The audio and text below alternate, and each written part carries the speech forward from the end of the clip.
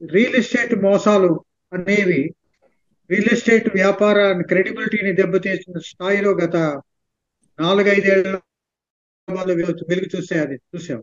అలాగే రేవంత్ రెడ్డి గారు వచ్చిన తర్వాత శాంతి భద్రత విషయంలో కానీ, డ్రగ్స్ విషయంలో కానీ మార్పులు ఏమి పెద్దగా కనిపించలేదు. ఆ దిశగా చర్యలు ఏమి తీసుకున్నట్టుగా కనిపించలేదు. దీన్ని మీరేమంటారు? మీరు ఎలా చూస్తారు? ల్యాండ్ విషయంలో రేట్లు కానీ అవి కానీ నేను ఒప్పుకుంటాను సార్. హైదరాబాద్ లో పెరగడమే కానీ తరగడం అనేది ఉండదు. అసలు మనకి అంతుపట్టని విధంగా ఎన్నో రెట్లు పెరిగిపోయినాయి. స్వతహాగా నా సంగతే మాట్లాడితే నేను కరీంనగర్ లో గోదావరి ఖనిలో పుట్టి పెరిగిన మనిషిని. మా చిన్నతనంలో చూసిన ఊరికి ఇప్పుడు మా ఊరికి ఎంత తేడా ఉందో. మీకు వరంగల్ చూసినా, అటు సిద్దిపేట చూసినా, ఇటు హైదరాబాద్ అంటే మీరు మెయిన్ సిటీ అనుకుంటారు, ఇక్కడ డెవలప్మెంట్ అనుకుంటారు. అట్లా కాదు. ఇప్పుడు మామూలుగా మీరు డిస్ట్రిక్ట్స్ లోకి వెళ్ళినా కూడా సిద్దిపేట కానీ, అటు కరీంనగర్ కానీ, మరి ఇటు వనపర్తి కానీ, ఏ మూలకి వెళ్ళండి ఎక్కడ చూసినా కూడా మీకు వండర్ఫుల్ డెవలప్మెంట్ అనేది ఉంది. All round development. మీకు ల్యాండ్ అనేది అసలు మీకు బంగారం అయిపోయిందండి. అంతకు ముందు 4 లక్షలకు అమ్మనా, 1 లక్షకు అమ్మనా, 2 పిల్లల పెళ్లిళ్ళు చేస్తే ఒక 50,000కు కూడా అమ్ముకున్న వాళ్ళు, 10,000కు అమ్ముకున్న వాళ్ళు కూడా ఉన్నారండి. ఇప్పుడు వాళ్ళ భూములే వాళ్ళకి ధైర్యంగా అయినాయి. తెలంగాణ వచ్చిన తర్వాత చాలా మంది భూస్వాములందరూ కూడా చాలా జోకులు కూడా మనం విన్నాం. వాళ్ళు ఎన్నో రకాల కార్లు కొన్నారని, బంగ్లాలు కొన్నారని, 1 ఎకరం భూమి అమ్మితే వాళ్ళు ఎన్నో ఇళ్లు కొనుక్కున్నారని, ఇవన్నీ కూడా మనం ఎన్నో విన్నాం. సో భూముల ధర తరగడం అనేది ఏమైతే ఏమి ఉండదు. డెఫినెట్ గా ముందు ఇంకా ఈ కాస్త అవకాశం కూడా ఉండదు. ఇప్పుడు ఉన్న రేట్లు కూడా ఇంకా విపరీతంగా పెరిగే ఛాన్స్ అయితే ఉందని నేను నమ్ముతున్నాను. రెండో విషయానికి వచ్చి శాంతి భద్రతల విషయానికి వస్తే గనక డెఫినెట్ గా శాంతి భద్రతలు మనకి ఇంకా ఇంప్రూవ్ అవ్వాలి. మనకి కేసీఆర్ గారు ఉన్నప్పుడు షీ టీమ్స్ అని చెప్పి మహిళలకి ప్రత్యేకంగా భద్రత కల్పించారు. ఫోన్ లైన్లలో మనకి ఎటువంటి అవసరం ఉన్నా కూడా ఇమ్మీడియట్ గా ఫోన్ చేసి మనం షీ టీమ్స్ వాళ్ళకి ఇన్ఫార్మ్ చేసేలాగా ఇవన్నీ కూడా మనకి అరేంజ్మెంట్స్ చేస్తున్నారు.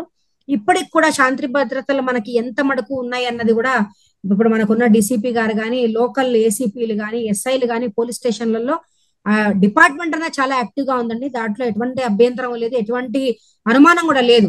డిపార్ట్మెంట్ స్ట్రాంగ్ గా ఉంది.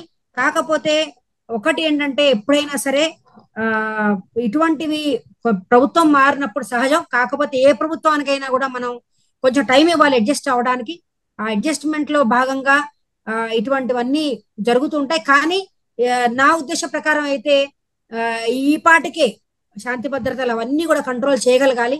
ఎందుకో కొంచెం జాప్యమైందని నేను అనుకుంటున్నాను. డెఫినెట్ గా ఇవన్నీ కూడా ఎంతో భద్రత లోపం అనేది చాలా జనాల్లో కూడా భయభ్రాంతులే పరిస్థితికి వస్తున్నారండి. సో ఇటువంటి భయాలు, ఆందోళనలు జనాల్లో రాకముందే డెఫినెట్ గా ఈ పోలీస్ శాఖ ఏదైతే ఉందో వాళ్ళు అప్రమత్తమయ్యి ఇవన్నీ కూడా కంట్రోల్లోకి తీసుకుని జనాల్లో ఒక రకమైన ధైర్యాన్ని నింపగలిగితే బాగుంటుందని నేను అనుకుంటున్నాను. ఎప్పుడైతే భద్రత గాని, పోలీస్ శాఖ గాని మనకి పటుత్వంగా ఉందో అప్పుడు మహిళలు కూడా ఎంతో ఉత్సాహంగా బయటకు గలుగుతారు, పనిచేయగలుగుతారు. మీకు ఇప్పుడు నిజంగా నేను మాట్లాడాలంటే తెలంగాణ వ్యాప్తంగా కూడా మన పర్సంటేజ్ ఆఫ్ వర్కింగ్ క్లాస్ తీసుకుంటే గనక జాబులు చిన్నవే కానీ పెద్దవే కానీ మహిళలు అధికంగా ఉద్యోగాలలోకి వచ్చారు. చిన్న ఉద్యోగమైనా పెద్ద ఉద్యోగమైనా ఏదైనా కూడా ఉద్యోగంలోకి, వ్యాపార రంగంలోకి మహిళలు విపరీతంగా వచ్చారు. 65% మహిళలు ఈ రోజున ఇల్లు వదిలి బయటకు వచ్చి ఉద్యోగాలు చేస్తున్నారంటే మీరు ఇది అతిశయోక్తి అయితే అసలే కాదు.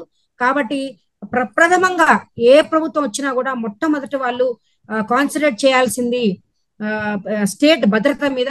అది ఒకటి కొంచెం జాప్యమైందని నేను అనుకుంటున్నాను. అది డెఫినెట్ గా దీని వల్ల రేపొద్దున ఈ భద్రత డెఫినెట్ గా ఇది ఎఫెక్ట్ అవుతుందండి.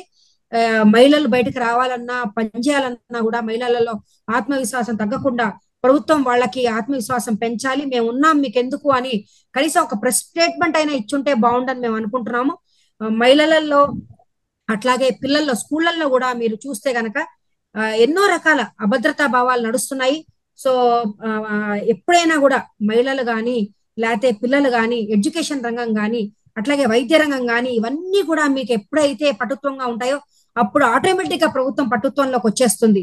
సో ఇవన్నీ కూడా రంగాలు, ఈ రంగాల్ని జాగ్రత్తగా కాంగ్రెస్ ప్రభుత్వం చూస్తుందని ఇవన్నీ కూడా మెల్లిమెల్లిగా వాళ్ళ పటుత్వాన్ని పెంచుకుని మాలో ఆత్మవిశ్వాసాన్ని పెంచి వాళ్ళు జాగ్రత్త పడితే తొందరగా జాగ్రత్త పడాలని నేను కోరుకుంటున్నాను.